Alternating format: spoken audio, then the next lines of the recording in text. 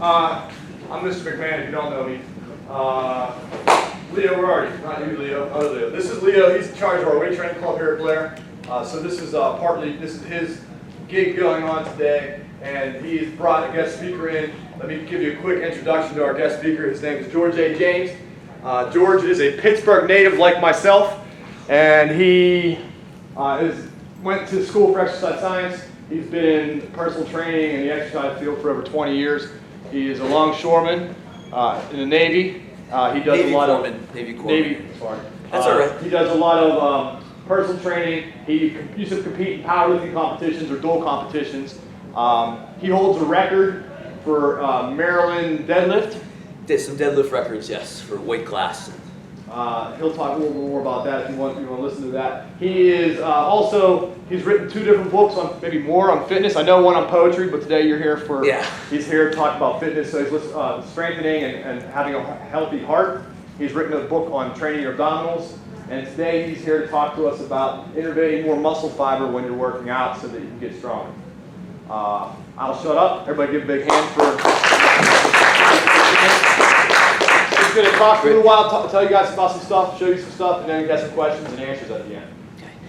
Great to be here with all of you this morning, and we'll have some time for some dialogue, some discussion towards the end.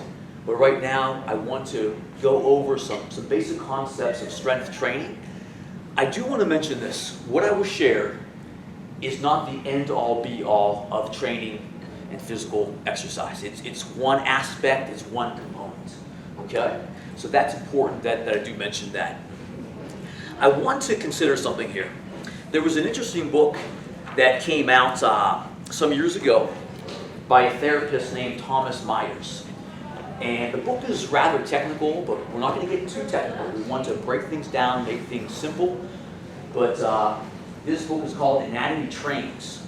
And the essence of this book is that the human body, the muscular system, it all connects.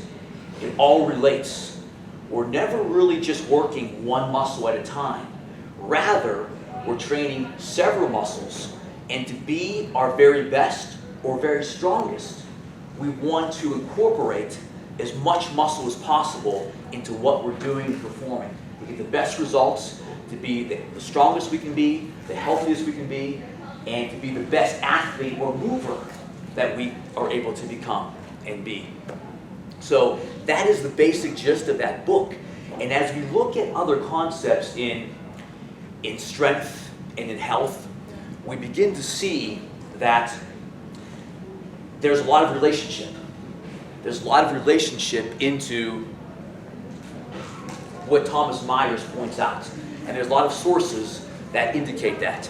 So I have some basic points I want to get to with you and some things we'll pass out in a little bit. I'll set this here for right now. This leads us to a certain concept. I'm going to break this down. We're going to make it nice and simple and sweet. So a lot of times when you get heavily into physiology, there's a term or concept that sometimes is mentioned. And that's called intermuscular coordination. And that's, in essence, what Thomas Myers was discussing. Again, what that is this bodily muscular system working as a team. Now, how do we do that? What promotes that more than anything else? First, big body movements. So compound exercises, for example, such as well, let me ask you, if I say compound movement or a movement that requires more than one joint moving in the weight training room, what would that be? Any thoughts on that? Yes, over here. A clean and jerk, absolutely. In fact, that's probably one of the greatest energy requirements with an exercise that we could look at is a clean and jerk Olympic style exercise. So the Olympic lifts are one of the best examples of this, where we have this intermuscular coordination of the body, everything working as a team, everything working as a unit. I'm just going to check one thing here. Think a little simpler than that, though. James has been doing a lot of Olympic style lifting lately. What else, guys? Multi-joint exercises. Yeah, multi-joint exercises. Any other examples you can think of besides clean and jerk? squatting and deadlifting, your traditional power lifts, all your power lifting, an overhead press, a bench press, deadlift variations. So, and we can have some other exercises too that maybe don't require the same stabilization as some of the Olympic lifts would. So maybe even a leg press, for example. Various kettlebell type exercises. So, there was, probably around the 1950s or something, a physiologist who built upon this concept, and his name was Sherrington. And one of his laws was, he came up with various laws of movement and exercise. And he had this law of irradiation. And let me give you a nice simple example of this. Let's say we have a pond, and we have a pebble or a rock, and we throw that into the pond, or into the water, and it falls in, and we see this disbursement of the water, right? This rippling effect. So what we have with our muscles, let's say I'm doing even just a barbell curl, for example. Let's say I'm doing a barbell curl with just a light dumbbell. I'm going like, doing this action here, but I'm doing a dumbbell curl.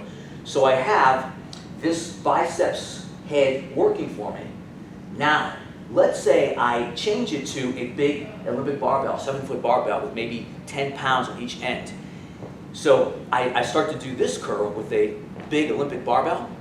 Now, what happens is I had a little rippling effect with my dumbbell.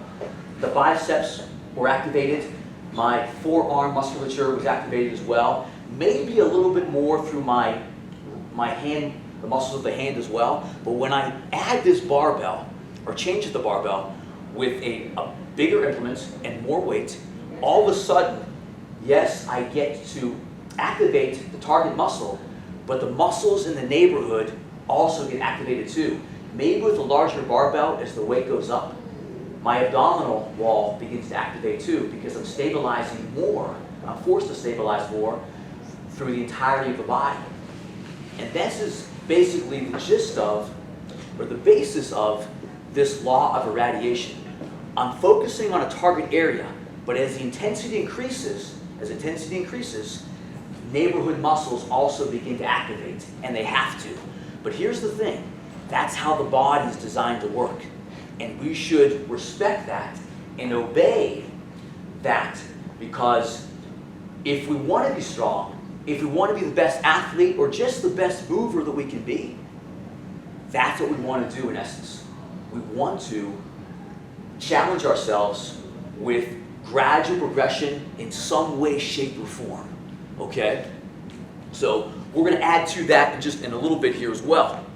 Any additional thoughts on that from anyone? Okay? So think about again, just you throw the rock into the pond, the water disperses. That's how this muscular system works.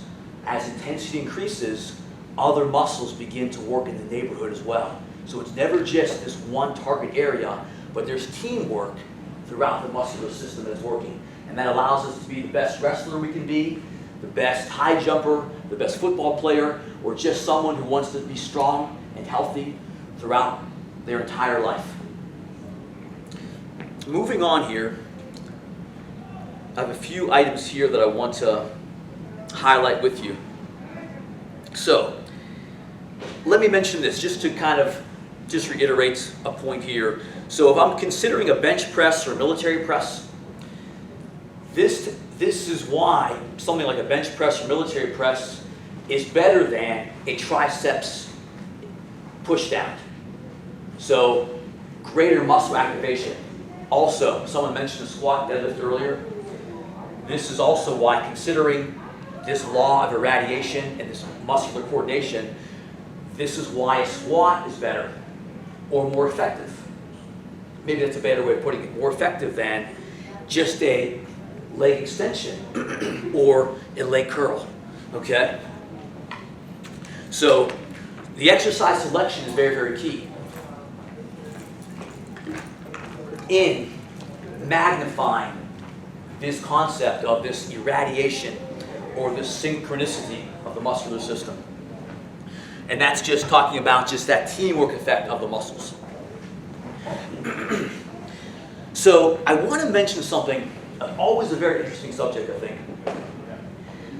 We talk about, people mention in the training world, hypertrophy. If I mention that word hypertrophy, who can tell me a little bit about hypertrophy? Who knows a little bit about that word? Any thoughts or ideas? If you're in my class, you guys know. So Leo, Isn't it give me something. like in similar sort of like the swelling of like muscle fibers? Yes, you can say it's growth as well. And yes, you look at a bodybuilder, for example. You see that pumped up effect of the bodybuilder, right? So you can refer to that maybe as hypertrophy. Muscle growth of some kind, some way, shape, or form. Now, I want to talk to you about two types of hypertrophy, briefly. When we consider the bodybuilder, and there's nothing wrong with that genre, it's an art form as well, like a sport like many others. It's not my cup of tea necessarily, but it is for a lot of other people, but I respect the commitment that goes into that.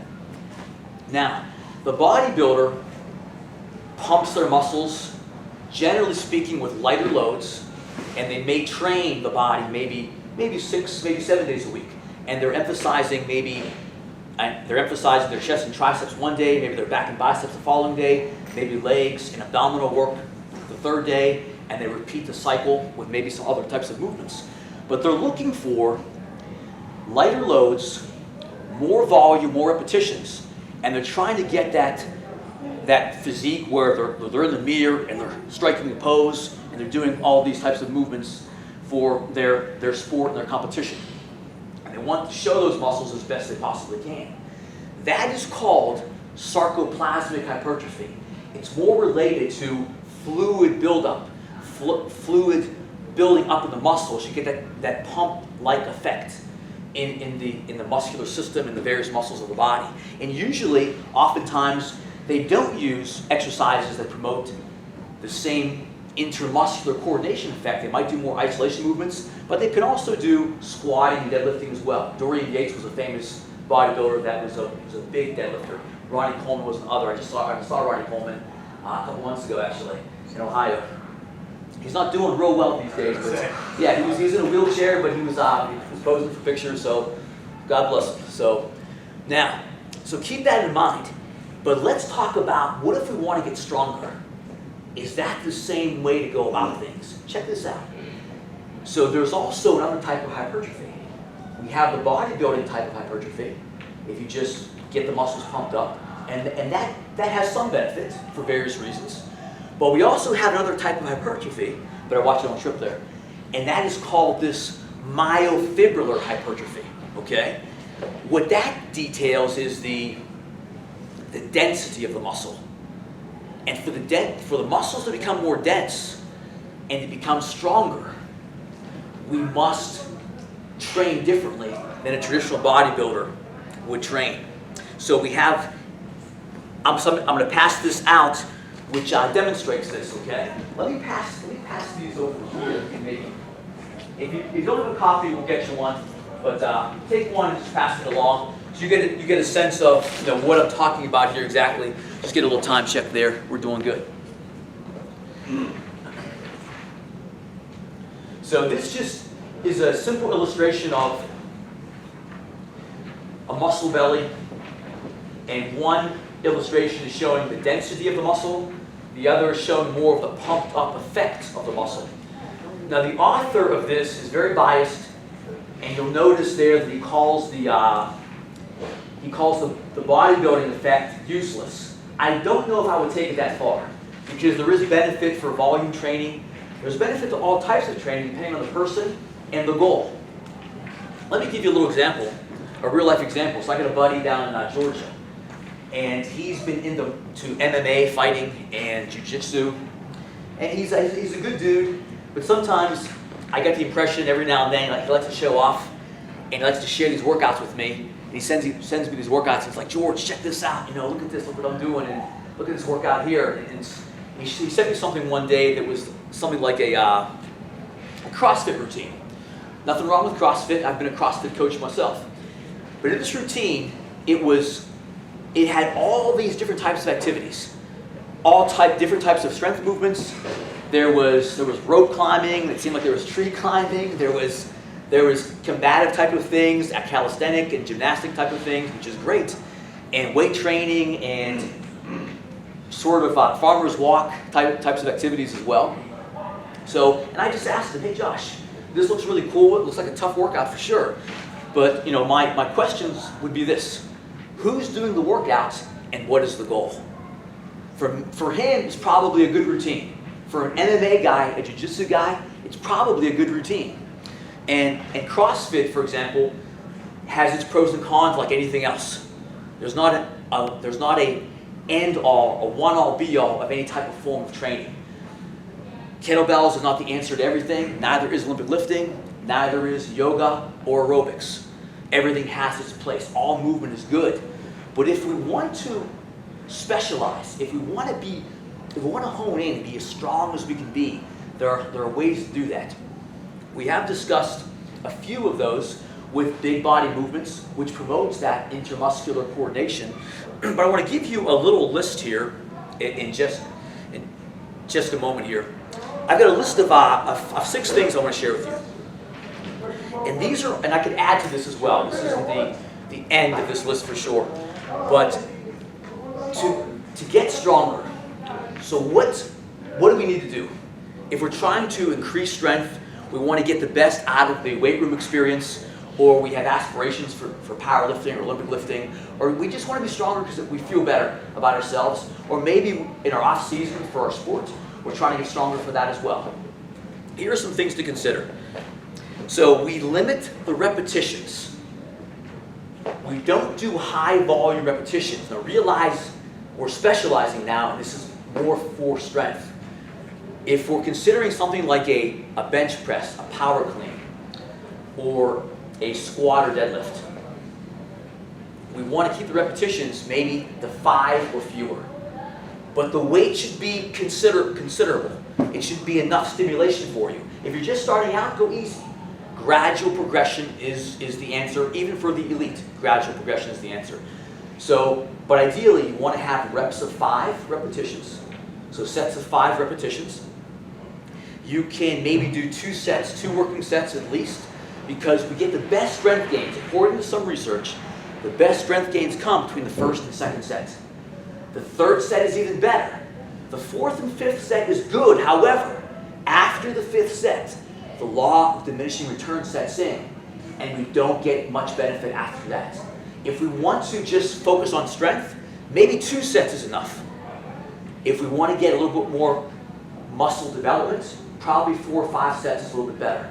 If you're bulking up for football, probably the 4 or 5 sets is better in the off season at least. If you're bulking up for some other purposes, the 4 or 5 sets should work well for everyone. With big body type movements, those multi-joint type exercises. Additionally, the rest time is generally a little bit longer. We're not training like a bodybuilder, it's not circuit training, although that is good training. There's nothing wrong with that. But again, just recognize that I'm trying to specialize and fine-tune a certain specific area at this point. And we can consider some questions later on too, of course. I mentioned this one already, so the sets are somewhat limited. 2 to 5 sets will suffice. That's enough for strength and power development. That's usually a good cap-off. 2 to 5 sets would work very nicely. Additionally, practice good technique. This probably should be first, but this is no special order here. Practice good technique and quality movement patterns. So do it well. Does anybody want to show us some good deadlift technique? Any volunteers from the audience? Leo, would you like to try? Show us a few things here. So Leo, you can go conventional, or you can go sumo, whatever. That sounds fine. So Leo's going to go over a few things here. So you want a straight back, good leg width, and go down. Up. Okay, good back position, Leo. Nice straight back that he had there. Beautiful. And you can show maybe a side view too if you'd like. Okay. Now notice his back position. It's a nice straight back position. When the back rounds, or when you look down in deadlifting, you lose strength. When the eyes are up, That increases strength by about 8% when the eyes are up. The spine will follow the head position. You keep your spine straight, you are stronger in that position. And you may want to add too, that's very good, Leo, you may want to add, you want to think about the feet. The feet pushing through the floor. And you finish tall at the top. So think about the feet pushing through the floor and keeping the bar close to the body. The bar is close to the body. You're stronger that way as well. Okay? Leo, thank you. That was excellent. So, additionally, to add to this list, practice your lifting on a consistent basis. Don't just hit the weight room once and then hit it again 2 weeks later. Try to go 3 days a week if you can. 3 days a week would be great. 5 days a week is better, but realize the body must be able to recover too. Okay, so 5 days is okay. 5 days isn't too much, but as high school athletes or high school people that are just interested in moving or strength in general, you have other things to do. You have your family life, you have your school life, you have your hobbies and so forth, you want time with friends and family, so make sure you have that balance as well. So maybe 3 days will suffice in most cases. If you're in your sporting season, probably you may want to lift maybe just once or twice a week only if you're an athlete and you're in your sporting season, or you're competing at that time. So, I want to move on here, and this is something that we've mentioned already. Select compound exercises, primarily. Exercises with more than one joint involved with movement. So we talked about this already. Our power lifts, our Olympic lifts, rowing type exercises as well. Generally speaking, exercises where we're, not always, but in many cases, exercises where you're balancing, you're stabilizing on your own 2 feet. Okay? What I want to do at this point is give you just a little demonstration on some kettlebell movements that have this intramuscular coordination, and jewelry and kettlebells don't go very well together. Let me do a little maneuver there. So we're going to look at an exercise example here that relates to a little bit of what we've been talking about today so far. And Leo went over deadlift with us. Thank you, Leo. That was awesome. So kettlebell swing. Who has used kettlebells before? Okay, beautiful. And have you done the swings?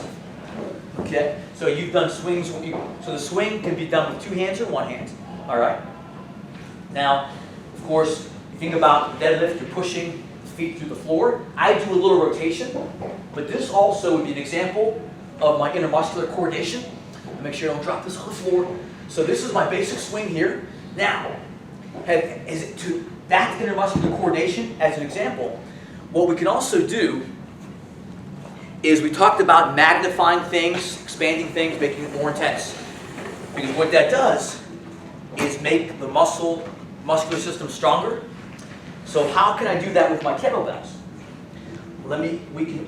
We have our basic swing, and then we have our swing and shuffle.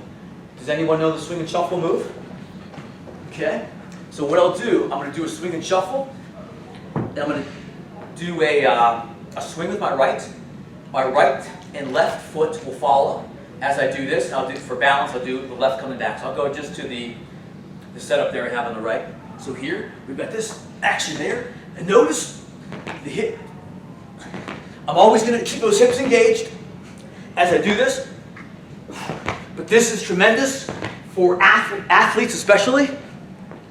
What I'm doing here also, I'm doing that acceleration and that deceleration as well. For athletics, this is what athletics is all about. The ability to accelerate and also decelerate the body as I need to in all kind of sporting endeavors. When you can master that, less likely to be injured. Your body becomes more resilient. So again, this is just a basic example of many. The deadlift that we had from Leo there was fantastic. That is one of our prominent strength exercises, which builds a base for virtually everything else. So I did my right going this way. I'm going to head left back here to keep the body balanced. I'm going to keep a straight arm.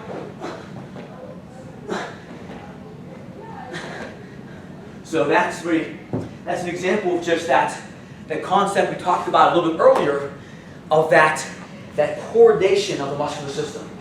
So I'll get stronger doing this than doing a host of other things that are just very simple type exercises. And again, it's not that these, I'm not downplaying any type of movement. All movement is good. Everything has its place. But again, like I asked my MMA jiu-jitsu friend, who's doing the program, who's doing the workout, what is the goal? So that's the key item there. So I'm going to check my notes for you all just to see if I wanted to touch base on anything else. Oh, there's a few more things I want to share with you. And so we've been discussing a little bit something that's very specific. Now, this guy here, I want to got very specific with his training. He was a famous Olympic-style weightlifter, and he was from Turkey. He was from Bulgaria, then Turkey. And he won 3 gold medals in the Olympic Games. He won about 6 world championships. This book here shows when he's about your age, when he's in high school, even before, even younger, it shows his program throughout the course of his life. And what it details is that he's doing a lot of activities when he's younger. He's doing some lifting, but he's doing a lot of body weight movement as well. He's playing ping pong as part of his program just to enhance his footwork. He's doing broad jumps. He's running 500 meters, and he's running sprints, and he's lifting weights. He's doing all sorts of things. As he gets older, he became a fantastic and amazing Olympic weightlifter, and he began to fine-tune or specialize his program more towards that as he would compete in these world championship events and these Olympic Games. So the point is that as we're younger, take advantage of a wide movement base. So there's ways to get stronger, but also realize that probably most of you here don't know what you want to do 5 years from now or 6 years from now. You might have an idea, but enjoy various activities, enjoy sports and the hobbies that you enjoy, but do them effectively, do them in a healthy fashion, do them with a resilient and injury-free body to the best of your ability. The point I'm making is that when we build that good foundation of movement, we ultimately build a more resilient body that is less likely to be injured. So try to have a lot of variety in what you do, change it up a little bit, so you do have good flexibility, range of motion, you have muscle strength and endurance that will build a base for other things down the line, and then you always have that base you can fall back on. The point to add to this is that this guy here, I tutor Bumpa, this was a big book that some of our professors at Liberty Rock used to talk about sometimes, but Human Kinetics publishing company. But this guy here was a world-renowned exercise physiologist from Romania. And I reference this book a lot because I work with some young athletes, some soccer players and such. So what this book describes is what I was just saying, that when you're younger, try to have a nice variety of movements, get that foundation, get that base, and then as you get older, you get senior year in high school and beyond, you can then specialize after you've established a good sound base for yourselves, a good sound fitness and base. You can always go back to a little bit of other types of training too, as you need to, depending on your goals and how your life changes. So I wanted to mention, the importance of how we can improve strength, how it is improved by various methods, and that's a very specific thing. And one of the training principles is specificity. We get specific towards one or two things, and that's how we become elite, and that's how we become the best we can be. But there is a place for other types of movement patterns. There's a place for building the proper foundation, because we become elite because we built the proper foundation first. I hope this last little component here has been helpful because I don't know what everyone does, whether you're an athlete or non-athlete, doesn't matter. You know, all of us are born to move, right? This structure, this organism that we're blessed to have, it responds well to movement. Life is movement. Without we don't move, this begins to deteriorate. This organism begins to deteriorate. And so be a lifelong mover, be strong, but also find that balance as well with various forms of exercise and so forth. Because even Naim Sulaiman early when he was your age, he was doing all types of activities as he was building that good foundation that made him into this elite Olympic weightlifter for years to come. And he's still regarded. He competed last in the year 2000, or 2000, yes, 2004, I believe. But you know, he built that foundation, which made him become the greatest Olympic lifter, arguably the greatest Olympic lifter of all times, with a lot of different activities and movements. George, can I ask a question? Of course. So, like when you're showing that, a lot of these guys in different sports programs and on my classes, we do some kettlebell swings. But it's interesting that we usually do a 2-arm swing, but definitely when you do a 1-arm swing versus 2-arm swing, all of a sudden you're going to have to use a lot more coordination, balance, Yes. stability. And then when you add that shuffle, I can see how that's innervating a lot more fiber. Yes. And my question then is that would be something that to sort of try to add as a good addition to like a deadlift, right? Like you were saying, is there anything more specific things that you can think we can show maybe with kettlebells on ways to innervate more fibers for squatting or for benching, or is there some other stuff you can show us? Or? There is other variations with the kettlebell.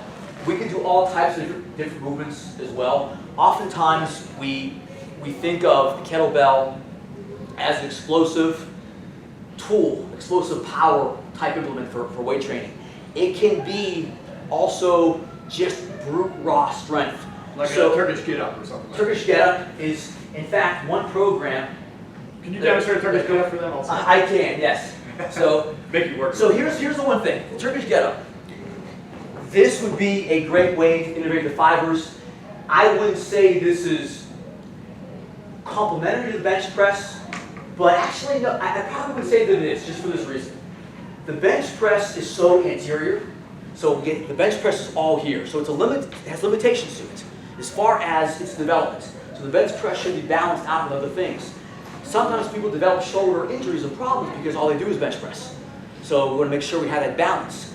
Keeping the shoulder healthy and stable can help eliminate shoulder injuries. So one variation here will be the Turkish get-up, which I will go to. I'll do the left side here. So I'm going to do it, my variation. I'll try to talk you through it. And so this is going to be also, some therapists some years ago, I should add this, had used this for shoulder therapy. So various weights, just the right weight for the individual, whatever's going on. But we've got this position here to start, okay? Here's the key. My eyes are going to stay on this bell. So this here